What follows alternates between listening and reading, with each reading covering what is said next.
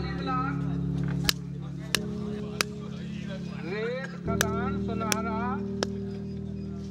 2 करोड़ 71 लाख। 2 करोड़ 72 लाख।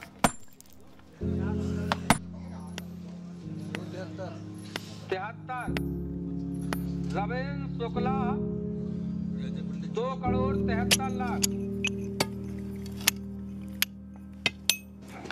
3 करोड़ 51 लाख। 3 करोड़ 52 लाख। 3 करोड़ 52 लाख। राघवेंद्र सिंह रेत खदान सुनहरा 3 करोड़ 52 लाख। एक बोलना है 3 करोड़ 52 लाख। 2 बोलना है किसी को 3 करोड़ 52 लाख। 3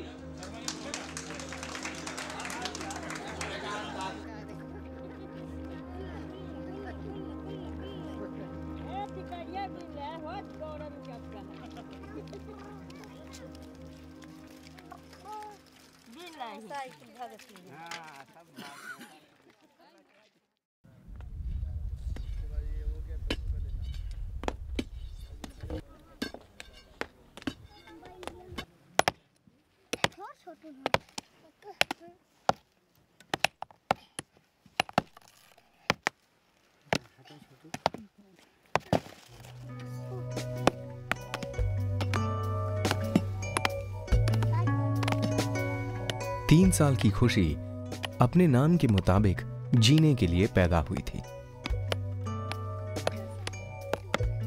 लेकिन इस छोटी बच्ची और उसके भाइयों को खुशी इतनी आसानी से नहीं मिलती।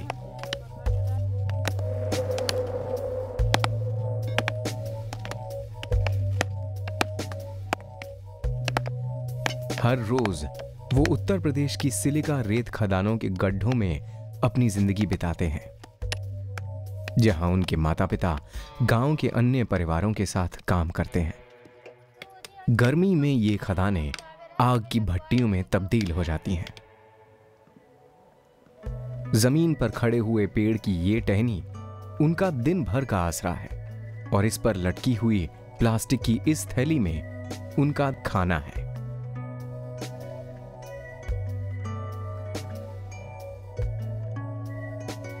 माता पिता का हथौड़ा और कुदाल उनका इकलौता खिलौना है। पत्थरों को पीसकर बारीक रेत बनाना ही उनके जीवन का मकसद है।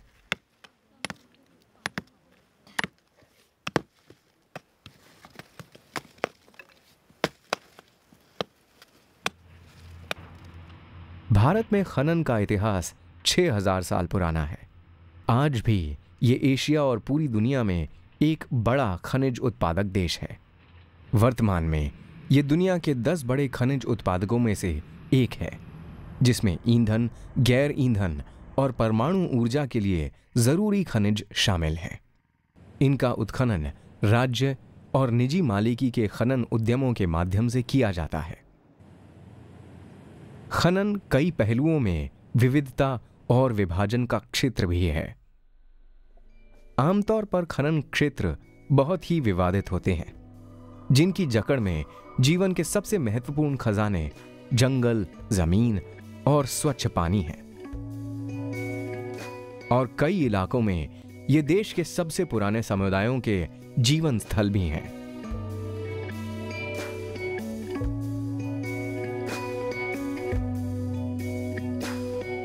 सबसे बड़ी विडंबना तो ये है कि खनिज संसाधनों से भरपूर ये इलाके विकास सूचकांकों के सबसे पिछड़े स्तर पर हैं।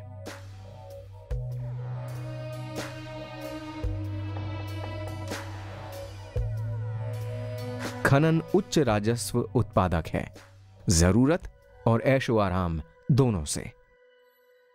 इसका दूसरा और दर्दनाक पहलू यह है कि यह देश के सबसे गरीब और वंचित लोगों का ठिकाना है।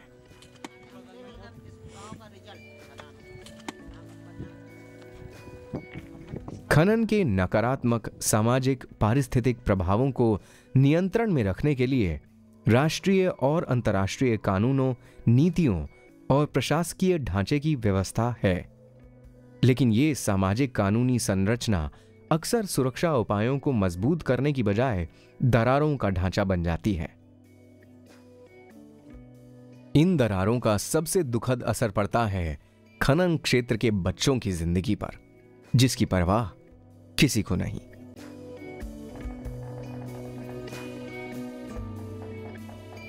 संयुक्त राष्ट्र बाल अधिकार समझौता, जिस पर भारत ने भी हस्ताक्षर किए हैं, के अनुच्छेद 27 के अनुसार राज्य के हर बच्चे का हक है कि उसे बराबरी से जीने लायक संसाधन मिले, ताकि उनका शारीरिक, मानसिक, आध्यात्मिक, नैतिक और सामाजिक विकास हो सके। इस समझौते में इस बात पर भी जोर दिया गया है कि राज्य अपने राष्ट्र के साधनों की परिस्थितियों के अनुसार हर बच्चे के माता पिता या अभिभावक को इस मौलिक हक को पालन करने में सहायता करेगा और ऐसे कार्यक्रमों को संसाधन मुहैया करेगा जो बच्चों के पोषण, कपड़ों और आवास से संबंधित हैं। 30 रुपए किलो दूध देता है।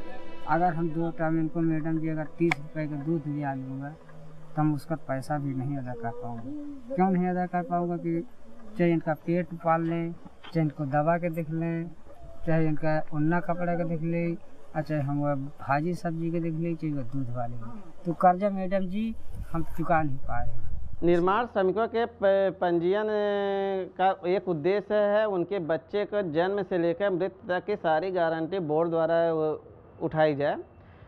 उनके जन्म के लिए शिशु हित लाभ योजना, मातृत्व हित लाभ योजना, उसी प्रकार मरने के पर मृत्यु अंत्येष्टि योजना, ये सारी योजनाएं हैं जिससे कि उनको कोई दिक्कत न आ सके और वो समाज की मुख्यधारा से जुड़ सकें और स्वस्थ रूप से प्रतियोगिता करके पूरे समाज को आगे बढ़ाएं।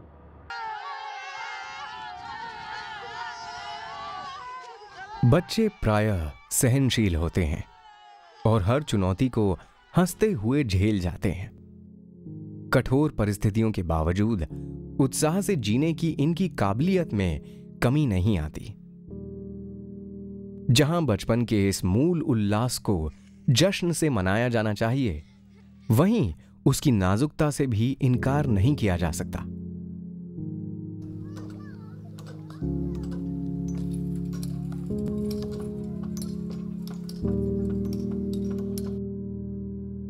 स्वास्थ्य, पोषण, शिक्षा और आवास जैसे बच्चों के मूल मानवाधिकारों को सरकार की विविध नीतियों और एजेंसियों द्वारा सुरक्षित, संरक्षित रखने की घोषणा की गई है। लेकिन जमीन पर जिंदगियां कुछ और ही हकीकत बयां करती हैं। अमर और रोनू मध्य प्रदेश के एक पत्थर खदान के पास एक अस्थायी झोपड़ी में रहते हैं, जो गांव के आंगनवाड़ी केंद्र से सिर्फ आधा किलोमीटर की दूरी पर है। कम उम्र की उनकी मां ममता गोंड उस झोंपड़ी के अंदर सिमट कर बैठी है। यहां हाल ही में उसने एक लड़की को जन्म दिया है। इन तीनों के पिता काम की तलाश में बाहर गए हैं। कोई नहीं जानता कि वो कहां हैं और कब लौटेंगे। कहीं खेती कुछ है आपको? कुछ नहीं है, ना खेती पाती तो है ना, ये नहीं तो कहाँ आती हैं। ये तो खदान के ऐसे छोड़ दे कि कछु काम नाम से ज्यादा लागत नहीं रहा। जब बार ठंडी में सुबह बोले हम जाते बाहर तुम्हारे तय रह।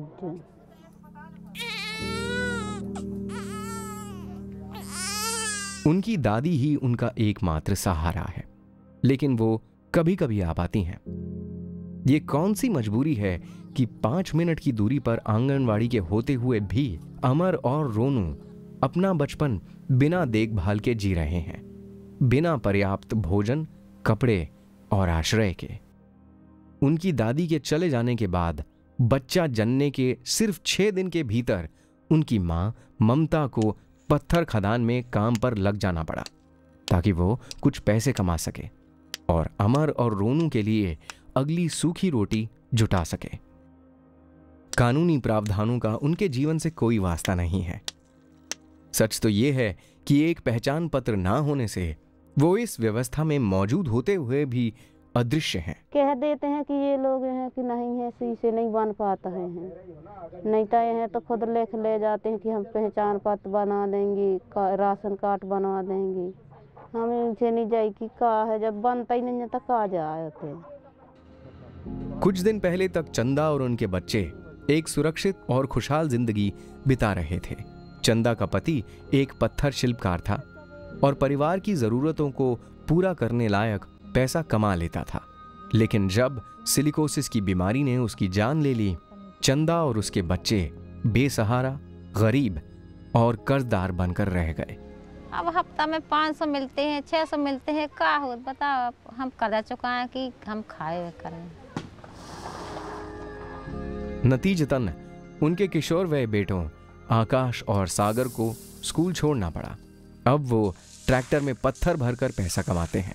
इसी कमाई से परिवार का खर्चा निकलता है और कर्ज चुकाया जाता है। शिक्षा उनके लिए अब दूर का सपना है। अब वे उसी जोखिम भरे श्रम को करने के लिए मजबूर हैं जिसमें से बच निकलने की कोशिश में उनके पिता की जान चली गई थी। कोई भी कानून, सरकारी नीति या प्रयोजन इन बच्चों की रोजमर्रा की जिंदगी से बहुत दूर है और इन्हें उनका बचपन लौटाने में असमर्थ साबित हुए हैं। 18 महीने के रोहित की कहानी अलग तरह की विडंबना है। अति कुपोषित और बहुत बीमार इस बच्चे को चिकित्सा की सख्त जरूरत है। अपनी जिंदगी में कभी इस तरह की सहायता ना पाकर रोहित के माता पिता के मन में एक अजीब सा डर और संकोच घर कर गया है। इसके चलते वो अपने बीमार बच्चे को गांव के बाहर भी ले जाने के लिए राजी नहीं है। गांव के आशा कार्यकर्ता और अन्य सामाजिक कार्यकर्ताओं के बहुत मनाने पर वो रोहित का इलाज कराने अस्पताल जाने के लिए राजी हुआ। देश के अधिकांश ग्रामीण इलाकों में पर्याप्त स्वास्थ्य सेवाओं का अभाव है। हालांकि पन्ना के जिला अस्पताल और पोषण पुनर्वास केंद्र NRC ग्रामीण और आदिवासी बच्चों की स्वास्थ्य देखभाल के लिए अनुकूल हैं। ये स्वास्थ्य केंद्र चंद गिने चुने उदाहरणों में से हैं कि स्वास्थ्य सेवाओं के क्षेत्र में कैसे काम करना चाहिए। हालांकि ये आवश्यकताओं के समुद्र में एक बूंद मात्र है। अकेले, निराश और लाचार रोहित के पिता के लिए अस्पताल का ऐसा परिवेश अजूबा और डरावना था। अभाव और तिरस्कार से भरे जीवन ने उनकी किसी भी प्रकार की सहायता लेने की क्षमता को ही नष्ट कर दिया है। अनसुनी, अनदेखी, अनकही छोटी छोटी जिंदगियां इस धरती की दरारों में खिलती हैं। छोटी छोटी जिंदगियां उन्हीं को दिखती हैं जो देखना चाहें। छोटे छोटे सपने केवल उनके लिए जो उन्हें सुन सकें। बड़े होकर हम मास्टर बनेंगे। पुलिस की वर्दी पहने कौन है? हम डॉक्टर बनना चाहेंगे। पतरा पूर्व और का बड़े होके क्या बनने हैं? बताइए मुझसे, बोलिए। नाजुक भविष्य केवल उनके लिए जो इसे लेकर संजीदा हो।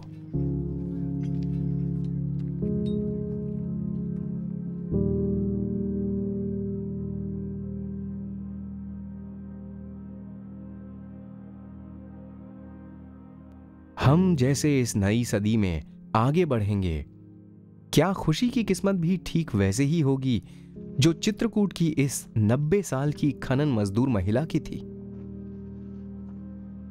हाँ, दिन भर यही तना खोद खोद यही तना निकारा यही तना। ना तो पढ़ाई मिलता, ना मोही रसने मिलता, ना प्रधान रसने बनावाता। और रोटियां भत्ता पानी भर के दिया तो नहीं आया। हाँ।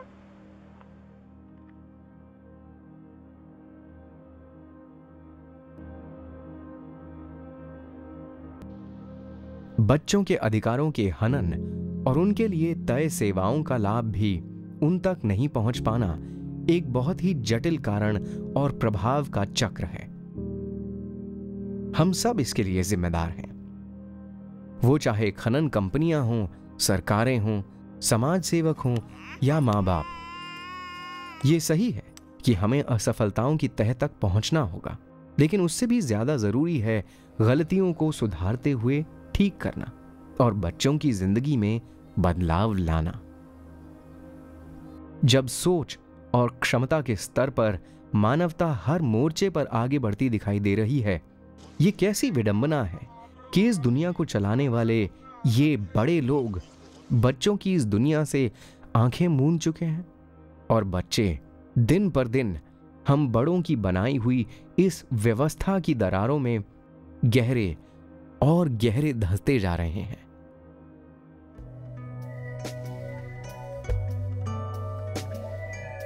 मां है रेशम के कारखाने में, बाप मसरूफ सूती मिल में है। कोख से मां की जब से निकला है, बच्चा खोली के काले दिल में है। जब यहां से निकल के जाएगा, कारखानों के काम आएगा। अपने मजबूर पेट की खातिर भूख सरमाए की बढ़ाएगा। हाथ सोने के फूल उगलेंगे, जिस्म चांदी का धन लुटाएगा। खिड़कियां होंगी बैंक की रोशन, खून इसका दिल जलाएगा। ये जो नन्ना है भोला भाला है, खूनी सरमाए का निवाला है। पूछती है ये इसकी खामोशी, कोई मुझको बचाने वाला है?